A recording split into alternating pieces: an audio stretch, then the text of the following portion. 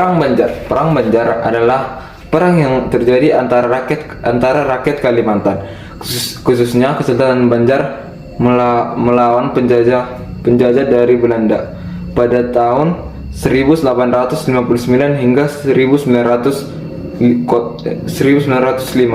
Perang ini dipimpin oleh Pangeran Antasari dan Pangeran Hidatullah.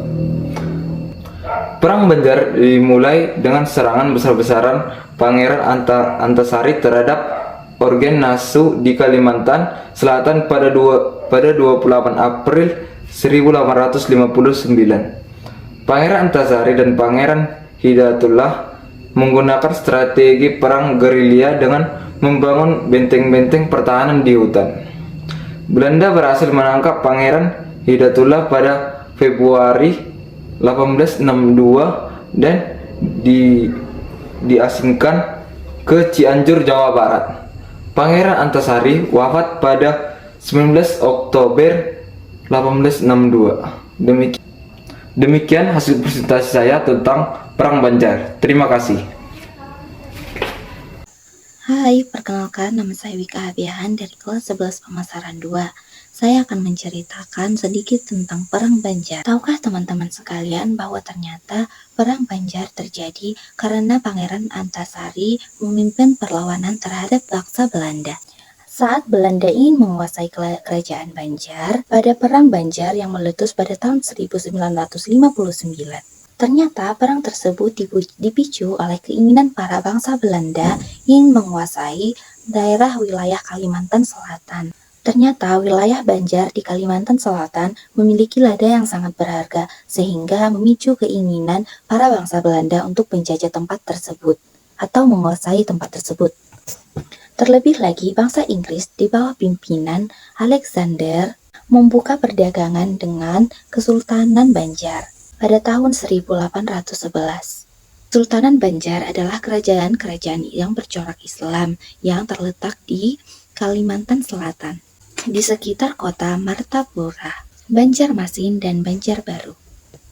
Dan ternyata Banjar juga menguasai Sungai Barito dan juga suku-suku Dayak yang ada di sekitarnya. Alasan yang digunakan Banjar untuk menyatakan perang adalah untuk mendukung Tamnijilah, yaitu anak Sultan Adam ke tahta Banjarmasin. Meski demikian, rakyat Banjar dan juga suku-suku Dayak lainnya di pedalaman lebih memilih Pangeran Hidayatullah. Setelah Pangeran Hidayatullah meninggal, tanggal 2 Maret tahun 1862, Pangeran Antasarilah yang menggantikannya. Akibatnya, para pemerintah Belanda melakukan investigasi dengan mengirim Kolonel Agustus Johannes pada tanggal 29 April 1859 yang memimpin ekspedisi militer ke Banjarmasin tersebut. Dan perang tersebut berlaku sangat sengit, terutama dengan perang antar kapal Belanda dengan Banjar Sungai Barito. Namun pada tanggal 11 Oktober 1862, Pangeran Antasari meninggal dan Banjar pun takluk pada bangsa Belanda pada tahun 1863. Sekian cerita singkat mengenai Perang Banjar. Sekian dan terima kasih. Latar belakang Perang Kesultanan Banjar antara lain sebagai berikut. Pertama, perebutan kekuasaan di internal Kesultanan Banjar. Setelah meninggalnya Sultan Adam, seharusnya Pangeran Hidayatullah yang sebagai penggantinya.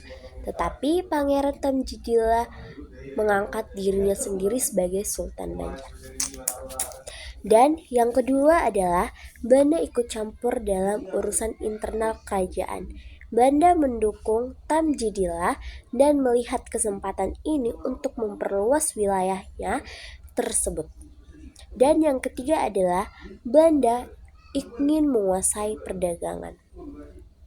Belanda memiliki ambisi untuk menguasai perdagangan di wilayah tersebut. Belanda. Dan yang keempat adalah Belanda ingin menguasai daerah Kalimantan Selatan. Belanda ingin menguasai daerah Kalimantan yang kaya akan sumber daya alam seperti pertambangan batubara di Martapura. Dan yang keempat adalah Belanda ingin memindahkan ibu kota kesultanan. Belanda merencanakan untuk memindahkan ibu kota kesultanan ke kota negara bekas ibu kota pada zaman Hindu.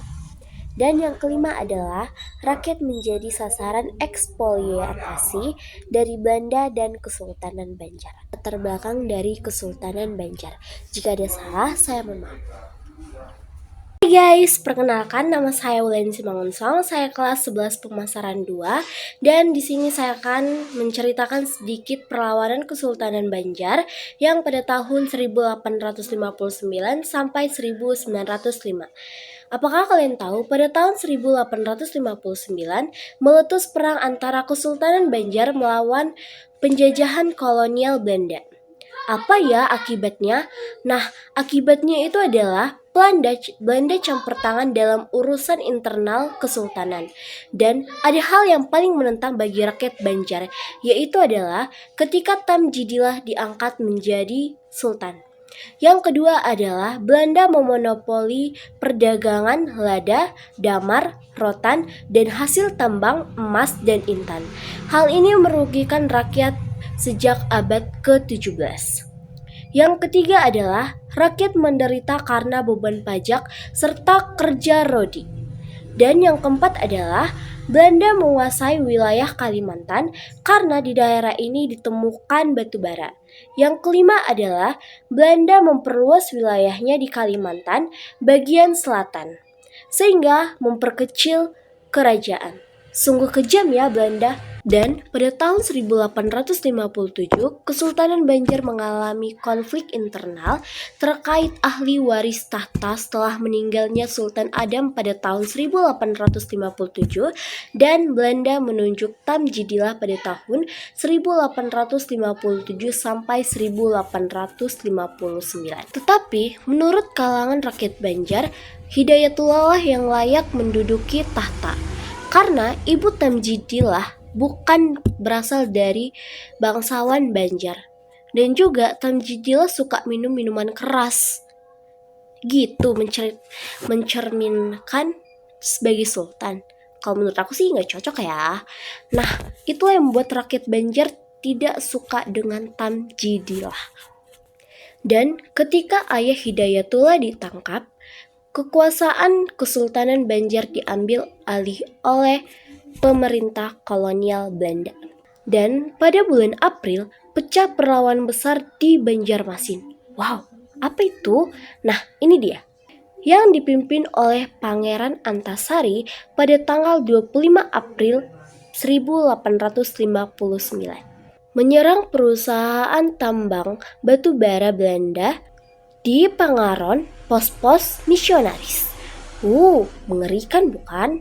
Nah, untuk meredakan masalah ini, Belanda memaksa Tamjidillah turun tahta pada tahun 1859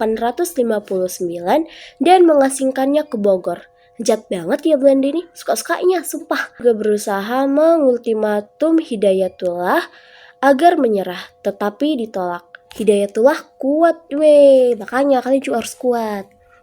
Setelah beberapa kali ditolak Hidayatullah, Belanda akhirnya berhasil menangkap Hidayatullah dengan tipu muslihat. Dan Hidayatullah diasingkan ke Jawa Barat.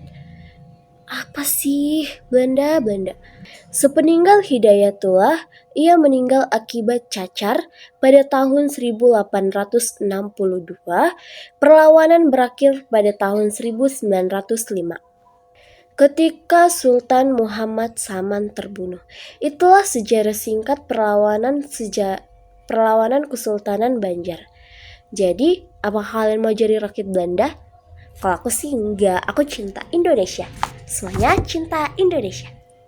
Bye-bye. Perkenalkan, nama saya Mertisani Merpolini Bintang dari kelas 11 pemasaran 2 dari kelompok 8. Di sini saya akan menjelaskan tentang perlawanan Kesultanan Banjar pada tahun 1859 sampai dengan 1905. 2. Kebijakan EFC dan pemerintah kolonial Belanda monopoli. A. Perdagangan rempah-rempah monopoli. Perdagangan merugikan rakyat Indonesia, terutama di Maluku. Kebijakan ekstirpan dan pelayanan Hongi juga membutuhkan harkat dan martabat raja-raja pribumi karena wilayahnya dikuasai Raja diasingkan karena menolak kemajuan FDC dan kerajaannya dipecah belah. B. Campur tangan terhadap masalah internal kerajaan. Intervensi terhadap masalah internal kerajaan bertujuan meluaskan monopoli perdagangan. Hal itu umumnya terjadi saat kalangan istana berebut takhta. FOC akan merancing persoalan atau melakukan politik pecah belah dengan memihak salah satu kubu yang bersedia bekerja sama dengan FDC. C. Ekspansi wilayah demi melancarkan kebijakan pintu terbuka. Pada masa kebijakan pintu terbuka pada tahun 1870, Belanda gencar melakukan ekspansi ke wilayah-wilayah kerajaan yang sebelumnya independen seperti Tapanuli Kerajaan Batak dan Kalimantan bagian selatan, Kesultanan Banjar. D. Arogansi Belanda terhadap kerajaan pribumi. Perang terhadap Belanda juga dilancarkan karena arogansi serta kesewenang-wenangan Belanda terhadap bangsawan dan raja-raja pribumi. E. Adanya praktik diskriminasi terhadap penduduk pribumi. Penduduk Indonesia digolong-golongkan atas dasar ras, dari yang paling tinggi status sosial atau kedudukannya, atau orang Eropa, sampai paling rendah atau pribumi. Sekian dari penjelasan dari kebijakan FOC dan pemerintah kolonial Belanda monopoli. Sekian dan terima kasih. Di sini saya menceritakan tentang perlawanan Kesultanan Banjar pada tahun 1859 sampai dengan 1905. Kesultanan Banjar yang berdiri di Kalimantan Selatan menghadapi tantangan besar di antara 1859 dan 1905. Terutama di kolonialisme Belanda. Pada tahun 1859, Sultan Suryansyah II memerintah dan berupaya memperkuat kekuasaan dan stabilitas daerahnya. Meskipun awalnya berusaha mempertahankan kemerdekaan, pengaruh Belanda semakin meluas melalui politik adu domba dan intervensi militer. Dan pada tahun 1860-an dan 1870-an, ketegangan meningkat dengan serangkaian pertempuran. Belanda mengambil langkah-langkah strategis termasuk pembentukan aliansi dengan beberapa pemimpin lokal untuk melemahkan kesultanan. Dan pada akhirnya, tahun 1905, setelah serangkaian konflik dan perjanjian, Kesultanan Banjar secara resmi menjadi bagian dan wilayah kolonial Belanda dan mengakhiri kedaulatan yang telah ada. Meskipun kekuasaan politiknya berkurang, warisan budaya dan sejarah Kesultanan Banjar tetap berpengaruh di Kalimantan Selatan hingga saat ini, dengan berbagai tradisi dan nilai yang masih dijunjung tinggi oleh masyarakat setempat. Hanya ini yang bisa saya jelaskan. Jika ada kurang, mohon dimaafkan. Terima kasih. Perkenalkan, nama saya Wati Sigurian dari kelas 11 pemasaran 2, ingin mempresentasikan perlawanan Kesultanan Banjar. Kerajaan Islam di Kalimantan Selatan pernah menghadapi pertempuran sengit melawan penjajah Belanda. Perlawanan ini dipicu oleh keserakahan Belanda yang ingin menguasai kekayaan alam Banjar, terutama hasil bumi seperti kayu dan lada. Pada tahun 1825, Pangeran Samudra Putra Sultan ada memimpin perlawanan awal. Ia berhasil menguasai beberapa wilayah, tetapi akhirnya tertangkap dan diasingkan. Ia memimpin perlawanan dengan strategi gerilya yang membuat Belanda kewalahan. Namun, Pangeran Antasari gugur pada 1862.